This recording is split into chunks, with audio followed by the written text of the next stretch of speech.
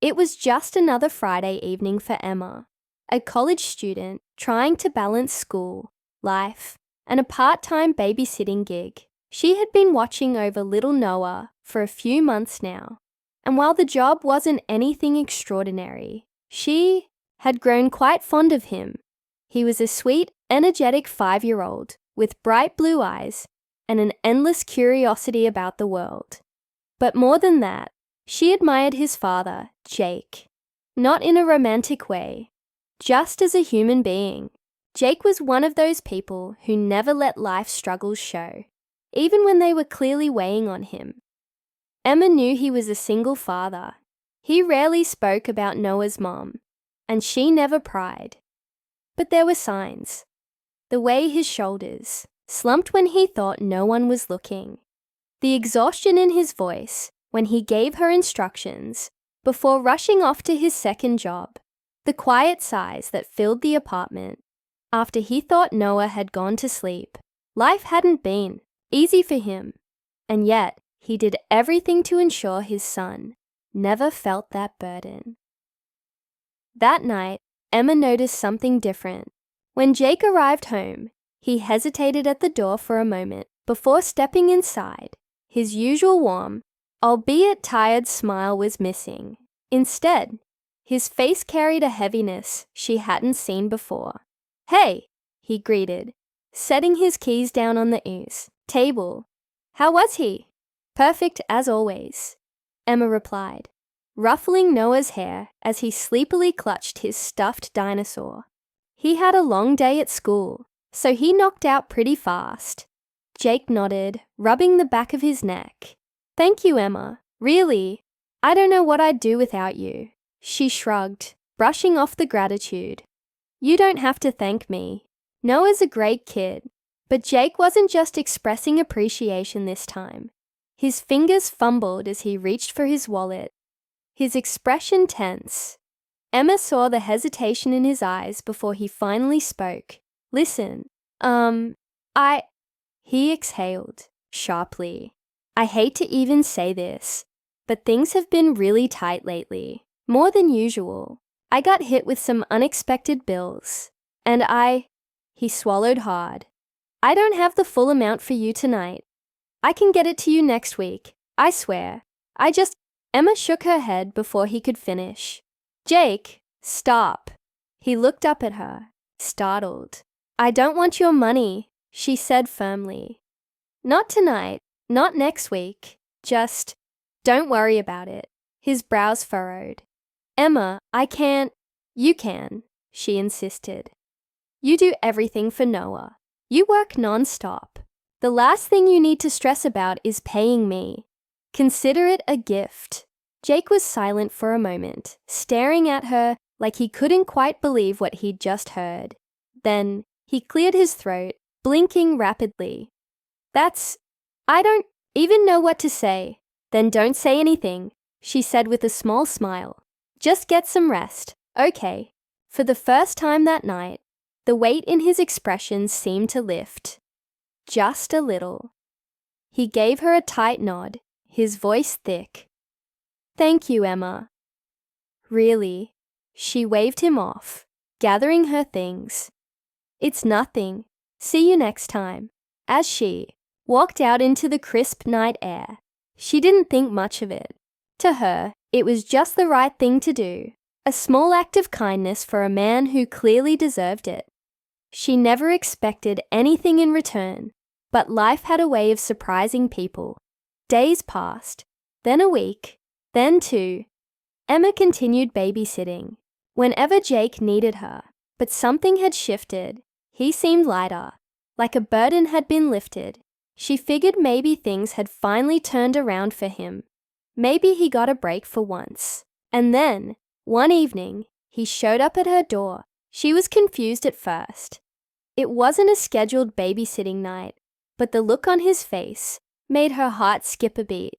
His eyes were bright, almost disbelieving. His hands trembled slightly, at his sides, like he was holding something back. "Jake?" she asked, suddenly worried. "Is everything okay?" He exhaled shakily, then laughed. A genuine, breathless laugh, filled with something she couldn't quite place. Relief, joy, disbelief. "You're not gonna believe this," he said, voice unsteady. "But I had to tell you. I had to come here first." Emma felt her stomach twist with anticipation. "Tell me what." He reached into his pocket, pulled out a folded piece of paper, and handed it to her. Her hands shook as she took it, and when she unfolded it and read the words printed across the top, she felt her breath catch in her throat. Her eyes darted back up to his, wide with shock. "Jake, is this real?" He nodded, his grin breaking into something almost emotional. "It's real. And Emma, it changes everything." She stared at him, struggling to process it. And then, before she even realized it, tears pricked at her eyes, because she knew this wasn't just good news. It was life-changing. Emma's fingers tightened around the paper as she stared at the words in front of her. It was a letter, official, stamped, and carrying news that seemed almost too good to be true. But Jake's expression told her everything she needed to know. It was real. Still, she struggled to find her voice. "Jake, this says—" "I know," he interrupted, exhaling shakily. "I know. I got the job." The weight of those words settled in her chest. For months, she had seen Jake running himself into the ground, juggling 2, sometimes 3, jobs just to make ends meet. She had watched the exhaustion build in his eyes, the stress eat away at him. And now, suddenly, everything had changed. "You got the corporate job," she whispered, as if saying it too loudly might shatter the moment. Jake nodded, his lips curling, into a grin so wide it almost looked unfamiliar on him. "Full-time, good pay, benefits, stability. Emma, it's everything I've been hoping for." A breath of relief escaped her lips. "Jake, that's amazing. Oh my God, I'm so happy for you." His laughter was light, but there was something deeper behind it, something raw. "You don't understand. I wasn't even supposed to get it. I applied on a whim months ago, back when I still had hope that things might turn around. But when I didn't hear anything, I just let it go." He shook his head, almost in disbelief. "And then out of nowhere, I got a call for an interview last week." Emma frowned slightly. "Last week?" His eyes softened as he looked at her. "The same week. You refused to take my money." A small lump formed in her throat. "Emma," he continued, "I don't think you realize what that meant to me. That night, I went home, feeling like I had failed. Again. Like no matter how hard I tried, I was never going to be enough for my son." His voice wavered slightly, but he steadied himself. "And then you showed me kindness when I needed it the most. It made me stop doubting myself. It made me show up to that interview, believing even for just a second that I could deserve more than just struggling to survive." Emma's heart pounded as she tried to process his words. She had never expected her small act of kindness to have such a deep impact. "I'm not saying you got me the job," Jake clarified, shaking his head. "But you reminded me why I had to keep trying. And now," he let out a breathless laugh, running a hand through his hair. "Now I can finally give Noah the life he deserves." Emma smiled, blinking back the sudden warmth in her eyes. "You've always given him the life he deserves, Jake. This just makes it a little easier." His gaze softened, and for a moment, they just stood there. Two people who had become friends through unspoken struggles, now standing on the edge of something new. But as the excitement settled, a question surfaced in Emma's mind. "So, what happens now?" she asked, tilting her head. "Are you moving, changing schedules? Do you still need a babysitter?" Jake hesitated, his expression shifting. "That's the thing. He admitted. The job. It's in another city. Emma's stomach dropped slightly. I didn't even think about it when I applied. He continued. I was just desperate. But now, they want me to start in 2 weeks. And that means… He trailed off, the weight of what he was about to say hanging between them. You and Noah are leaving. Emma finished quietly. Jake nodded, his expression suddenly serious. I have to go, Emma. This is my chance to give him a real future. She swallowed the sudden lump in her throat. Of course. You should go. This is everything you've worked for. But the realization still stung. She had grown attached, not just to Noah, but to Jake as well. Not in a way she fully understood. It wasn't romantic, not exactly, but they had become a team, in their own quiet way. And now, that team was about to split apart. As if sensing her thoughts, Jake offered a small, bittersweet smile. I wanted you to be the first to know. You've been more than just a babysitter, Emma. You've been a friend, and I can't tell you how much that's meant to me. Emma felt her chest tighten, but she forced a smile. You don't have to thank me, Jake. Really, I was just happy to be there. But as the reality of his words sank in, she couldn't shake the feeling that this goodbye was going to be harder than she expected.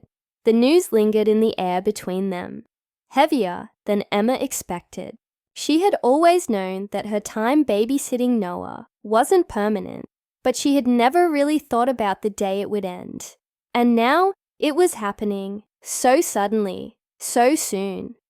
Jake let out a breath, rubbing the back of his neck. I'll be honest, I'm terrified. Emma blinked. Why? Because it's a huge change, he admitted. New city, new job, new life, and I don't know if I'm ready for it. What if I mess it up? What if I uproot Noah's life for nothing? She shook her head. Jake, listen to me. You are the best dad I've ever met. Everything you do is for Noah. This job isn't just for you. It's for him too. You're giving him a future. And I know you're scared, but that's how you know. It's worth it. He let out a small chuckle. You always know what to say, don't you? Emma smiled, but it was tinged with sadness. I just know you, Jake, and I know you're going to be okay. For a while, they stood there in quiet understanding. Then Jake sighed, glancing at the paper in Emma's hands. I should go tell Noah. Emma nodded. Yeah, he should hear it from you. A few days passed, and their last babysitting night arrived before the move. Emma tried to keep things normal, playing board games with Noah, reading him his favorite bedtime story.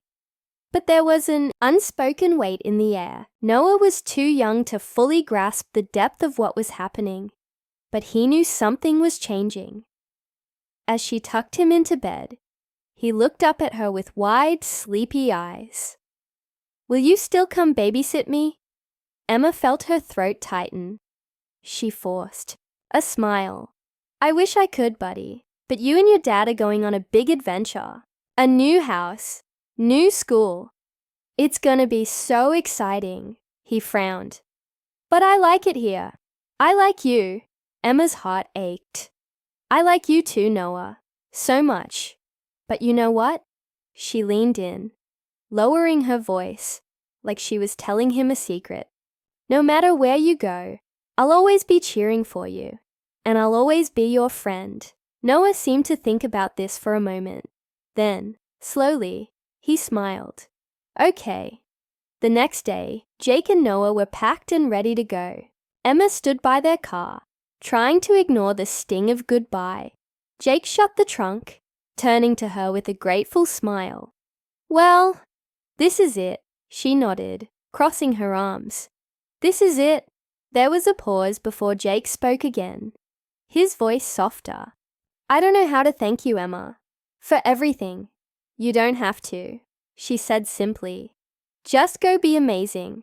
That's thanks enough. He studied her for a moment, then, to her surprise, he stepped forward and pulled her into a quick, but firm hug. She hesitated for only a second before hugging him back. It wasn't a romantic embrace, just two people who had been through something, together, holding on to the last moment before everything changed. When they pulled away, Jake gave her a small knowing smile. "Take care, Emma." "You too," she whispered. She waved as their car pulled away, watching until it disappeared down the road. And just like that, they were gone. Emma stood there for a while, the silence settling around her. It was strange how life worked, how people entered your world, changed it, and then moved on. But as she turned to leave, she felt something else. Not sadness, not loss, just gratitude. Because for a short while, she had been a part of something that mattered, and that was enough.